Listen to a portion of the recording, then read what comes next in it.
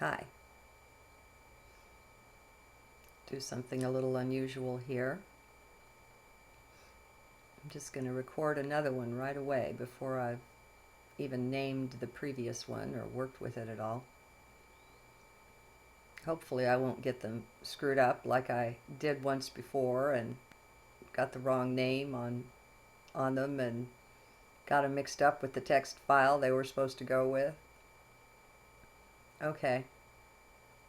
You hear me say often and kind of just in passing, there's nothing outside of yourself. It just seems to be. And I thought I'd give that a go. It's a little much to tackle, but let's play here and see what comes of it. The one other thing that I had written down in my little list of things as they came to me that I felt were important enough I didn't want to let them go is see with clarity of projection and how we all project. What do I mean by that? I think by now most everyone knows what projection is.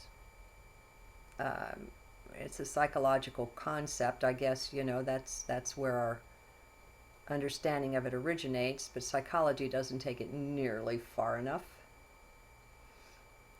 Carl Jung did a good job with it, but he went so far that a lot of what he had to offer was rejected. So we project. And in a way, what it amounts to is that no one's very good at seeing into themselves with a great deal of clarity. But we can see in others, and we make these automatic judgments about that's good or bad, that's right or wrong, I would want to do that, I wouldn't want to be that way, gee, that's a pretty dress, whatever. And so we have what appears to be an increased clarity in looking at our brother and looking at others. We can identify things. Well, come on, it's less threatening. It's in them. When it's in us, oh my gosh, if we recognize something, well, changes might have to be made, and are we ready for that? So ye old comfort zone seems to reign. Okay, so that's kind of an introduction there to the concept that it's easier to see things outside of the self. The place that we eventually get to, from what I've seen, is that there is nothing outside of the self. It's all one big projection or reflection. And so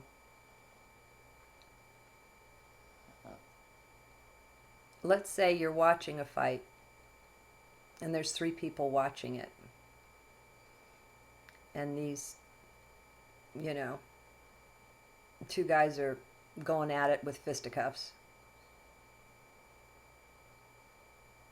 Chances are good you're going to have, with the 3 observers, 3 whole different internal scenarios about what's going on there.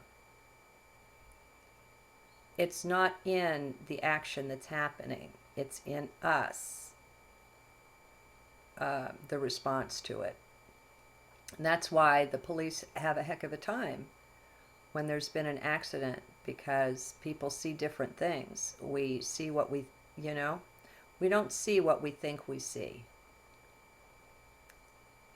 The mind is very easy to trick. And the senses are just converting waves and frequencies of vibration into what appears. Remember, atoms are empty. They don't exist. What you see is not there as you see it. It can't be. The atoms are empty. I can see through a tree would be logical. I mean, if all of the atoms in this body fit into a thimble with room to spare, then, maybe the atoms in that tree yonder fit into a thimble with no room to spare, or 3 thimbles or something. I mean, there's just not enough solid substance there to make it opaque. And if your mind has a hard time with this, good. Get out of the mind. Let's be in the heart. Everything that buffaloes the mind is a blessing. That's what the Zen koans are for. You know, if you short circuit the mind, for that moment at least, you can be in heart. You can be in emptiness. You can just be. Without the mind being in charge, in control, and running things. You don't need the mind, my friends. You really don't.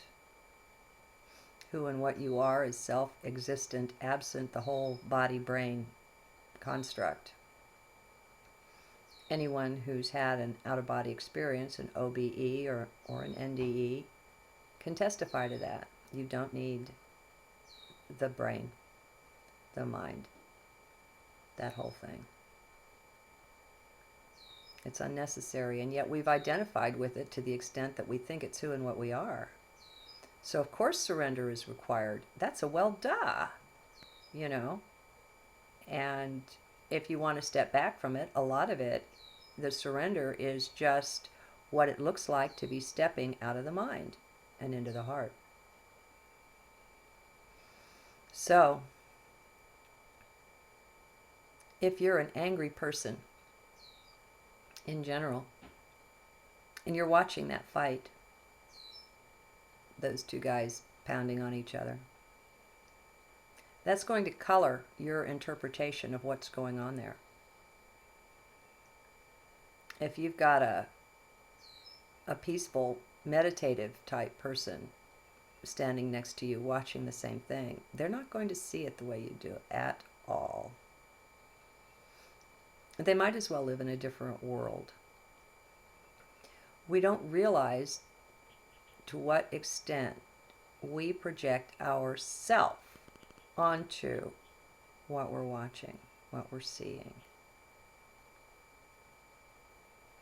And it's more than that. I mean, we're actually in process of creating what we're seeing. But I think there's Daniela 1771, Dimitri Halley's YouTube site, YouTube channel, is really good. You don't have to worry with this. You don't have to pick it apart and think it out with your mind. In my view, you can just go to his channel and just start at the beginning and just start watching things. And center in your heart while you watch. And that way, you're getting out of the left brain activity. So you're already a step ahead before you've even started. Okay? I don't know what else I can offer at this point, because if you take it too far, it's useless. It's like saying there's nothing really out there, it's all in here. That doesn't help without the bridge to get there. And I find just the whole concept of projection and the work of Carl Jung. Halley is a devotee or a follower of Jungian psychology, and it's just excellent, absolutely excellent. And he brings in the spirit and transcendence and all the rest of it.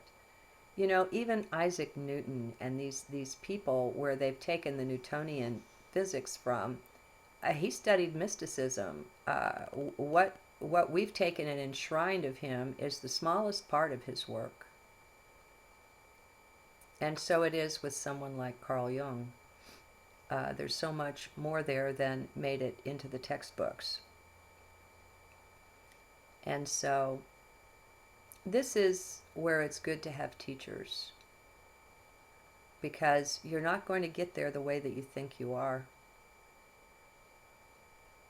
The way that you think is going to go poof again and again and again, you know, and until you finally get comfortable with no thought I mean, how many times does the way you think things are have to crash before you finally let go of thinking? It's not that what you think is wrong. It's not that even there's a wrongness about it. It's the whole thinking thing. Wrong tool for the job. We're trying to solder the circuit with a hammer yet again. And that's kind of like what the mind is. I mean, it's that primitive, a hammer. And so, a teacher is good because you can let go of thought. You can center in heart, and you can just listen. And you can just be. And what you're really doing is you're connecting with your higher self and your inner self, and the higher self and the inner self of the teacher. And so great things can flow through and can come of that. And that really takes you a light year at least beyond everyone else, because it's not a mind way of doing. Instead, it's a way of being. You're being in the presence of the teaching. And it is the teacher's higher self. It's not the person that you see before you. That's not the origin of what you're receiving. And so it's spirit to spirit, and it just comes through matter. And your teachers will change. You'll find someone like I did, for instance, with Eckhart Tolle, where for the better part of a year, I couldn't get enough of the guy. I listened to hundreds of hours, possibly thousands. And initially I processed it mentally, but you get beyond that. Stand on my shoulders. Take advantage of where I've been. And then let your inner self, your higher self, craft it for you where you're going with it. We're all divinity, my friends. And we'll find teachers along the way. I think at this point what it is it's higher self pointing out that this is a particular aspect that's vital to us now. And so what that teacher offers is excellent, is critical, is wonderful, is, it's great. And so I indulged myself. I listened day and night. I let the computer run all night. I still do that, with things that I consider worthy of going straight into the subconscious, not just anything. A whole lot better than listening to Art Bell on the radio and having all those commercials and so on slip in there into your consciousness. And so you soak it up. And then all of a sudden you're full. And all of a sudden it's like I looked at Eckhart or anything of his, and all of a sudden it's not that it's boring. It's gone. Whatever drew me to it was just vanished. And it was amazing to watch.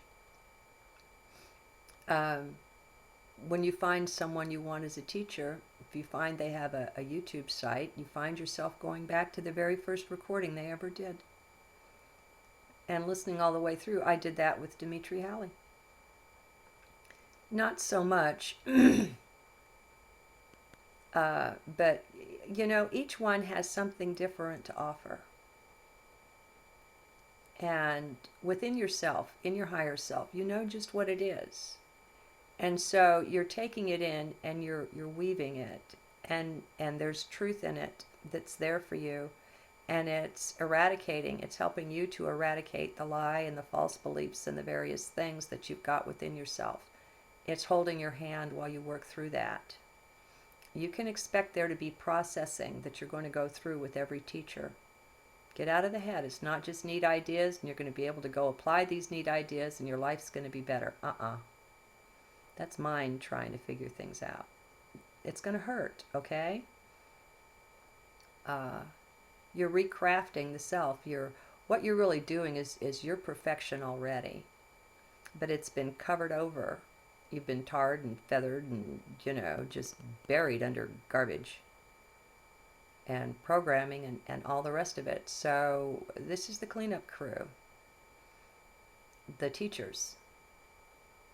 And the truth that's in what they say has an alchemical reaction. And it gets into your consciousness and it loosens up the crud. And once it's loosened up, you can begin to see it. Until it's loosened up, it seems like it's a part of you and you're seeing through it. But once it's loosened up, it's in solution there, ready to have you do something with it. Or nothing. I mean, a lot of times people get overwhelmed for a bit and they just look away. Choices. Always choices. I find that as long as I stick with heart, everything else is variable. It comes and it goes. Your state comes and goes. Your awareness, your mood, your thought, everything comes and goes. But as long as, there's something that doesn't come and go, isn't there? There is. Well, what is it? I can't tell you. I just know that I find it in heart.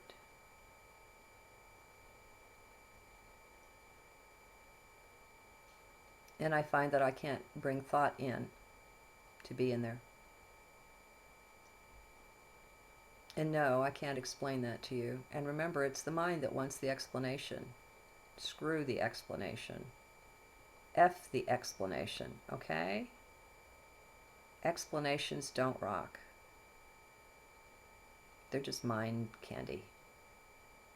You don't need explanations. You are that.